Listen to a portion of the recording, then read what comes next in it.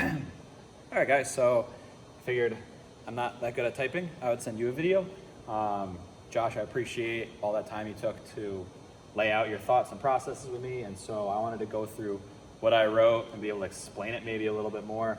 I definitely already have a bunch of things I wanted to take away from what you said, but I definitely wanted to give you a few reasons behind why I picked some certain movements, and then we can keep spitballing and making changes going from there.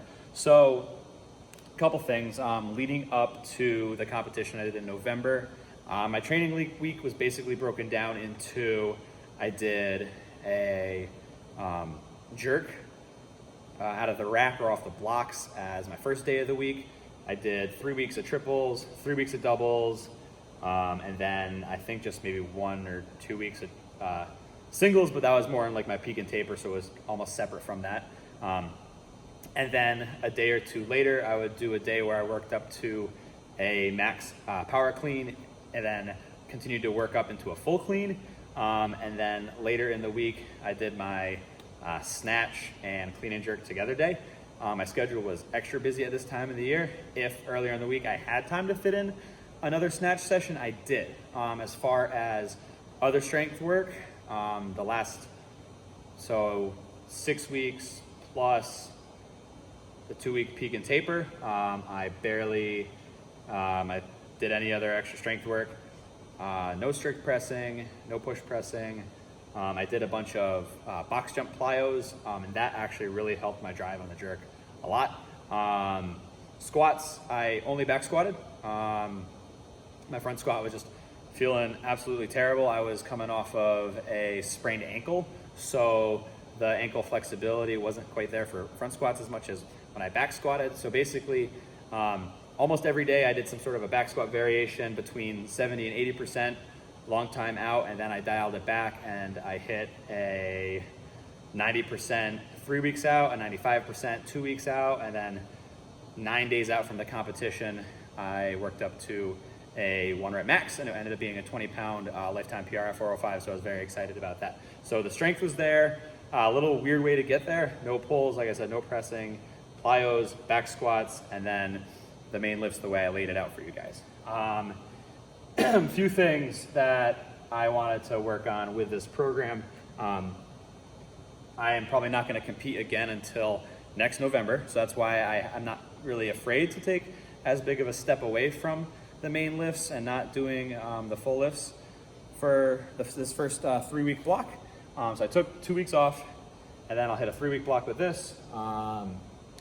And so I just wanted to kind of go over, where I'm standing with some things. So my shoulders do some funky stuff. I threw javelin in college.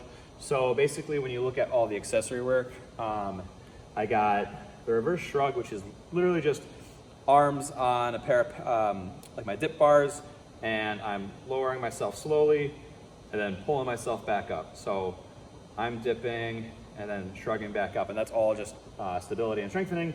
Then I did my body weight dips, and then I did my shrugs. So I'm just trying to get my shoulders used to moving up and down a lot like this.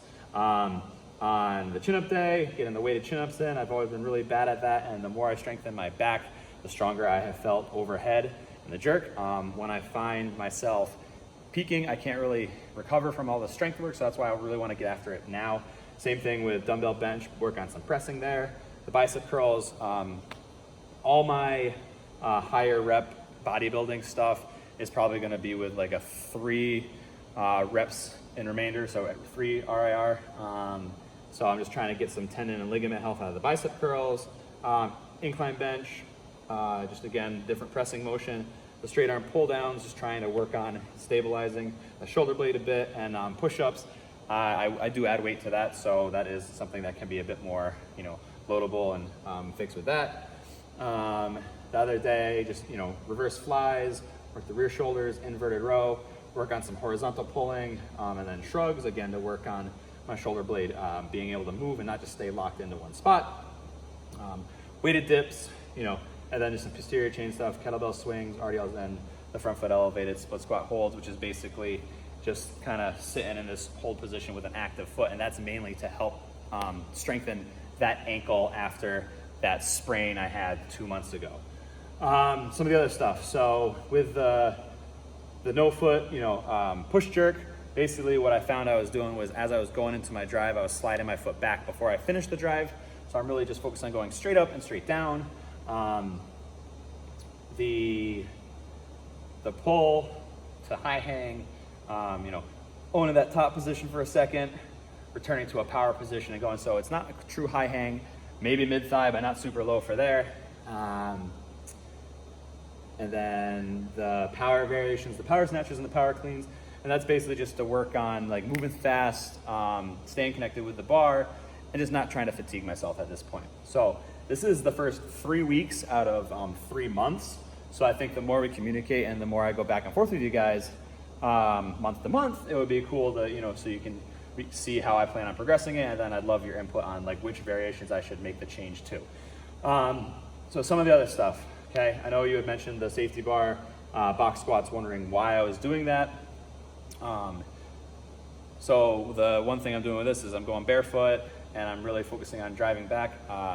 Like my hamstrings, my hips, my posterior chain is definitely the weaker part with me. And I think that's mostly due to a lot of my, when I had the first 3 years of weightlifting, I was in a very just snatch, clean and jerk, squat kind of system. So I didn't really get to train that very often. So I really want to tackle that. The percentages, with that volume, I'm basing off of some of the stuff I've taken from Chad Wesley Smith with his whole using inverse ratios on hypertrophy work. So instead of doing 3 sets of 10, doing 10 sets of 3 or 10 sets of 5.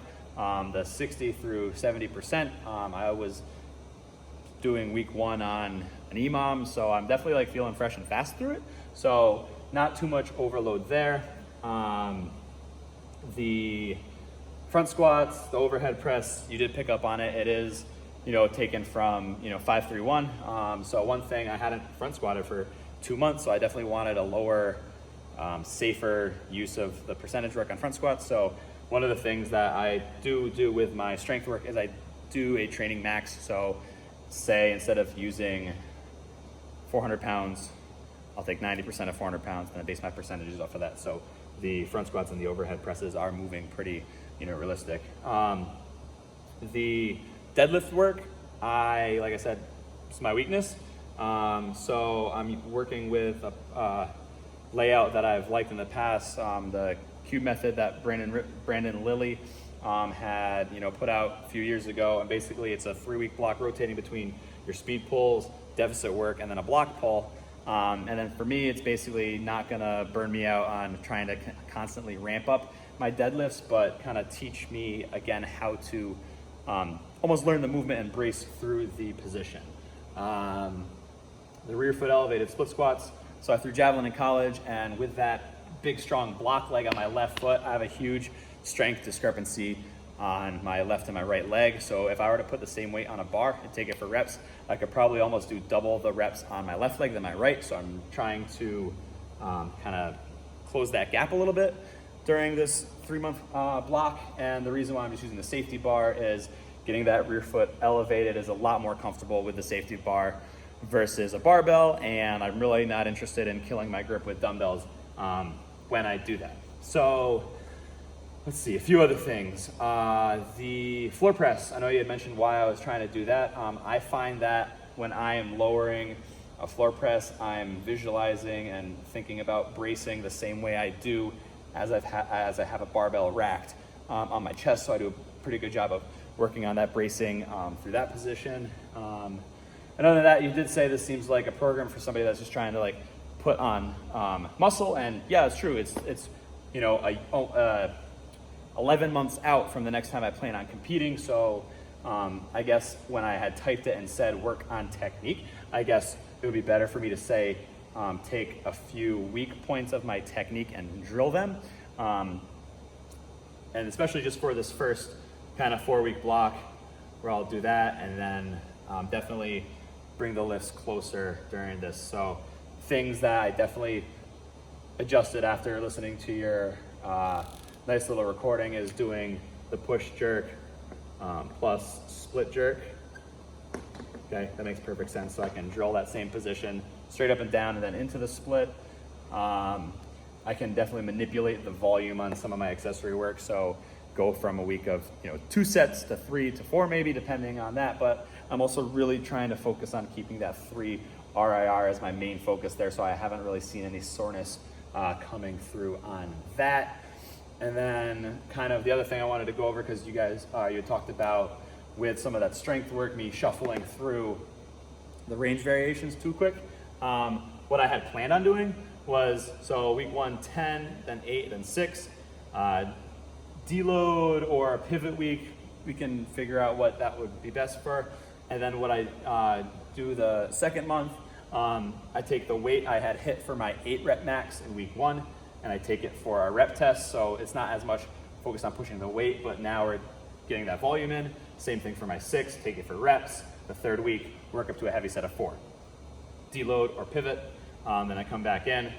The weight I took for my original 6 rep max, and then a rep test, I'll take for another rep test. Now I'm taking my 4 rep max for a rep test, and then hit a heavy double, and then deload. So that's kind of like what that 3-week block, and that would be done with my my dumbbell bench, my rear foot elevated split squats, and my floor press. So not kind of the crazy main movements. The safety bar box squats are going to switch from that inverted hypertrophy method to a more traditional sets of 5, lower volume, higher percentage stuff. Yeah, so that's kind of where I'm going with that. And without rambling too much, this is a 3-week block I've planned out. My wife is due with our first kid on February 4th, so I imagine that February and March is going to be like super minimal training, and I assume that's going to be like a 2 or a 3 time a week, and it's just to like maintain whatever I have at this point. Once we get into a rhythm with that, then I'll start doing some things as far as that's concerned. Last year I competed only in that one competition, and I had this huge major plan of just getting strong, doing all this stuff. And what I find is with my workload and with this training, I almost I don't want to say overreach, but I either peak too early, or my fatigue gets to a point where I can't recover and keep kind of progressing through a program the same way as most people can. And so what I was hoping to do with this 3-month block is address a lot of my core, low back, posterior chain issues that can cause injury down the line, and just try to make myself a little bit more durable, and then do something more traditionally, snatch, clean and jerk, squat, pull 3 times a week, percentage based, after that happens, and then go from there. So hopefully this helps you guys understand where I'm coming from a little bit, and I'd love to hear back and keep kind of making these changes until we figure out what makes more sense. I definitely will sub in more barbell work, like with the RDLs, changing out a couple of the shrug variations to almost like a power pull, and get more of the barbell lifts in there. But at the same point, I am still trying to stay kind of with that 3 RIR on a lot of the accessory work, so I don't totally crap out on that. So looking forward to hearing some more feedback and making some changes to this program.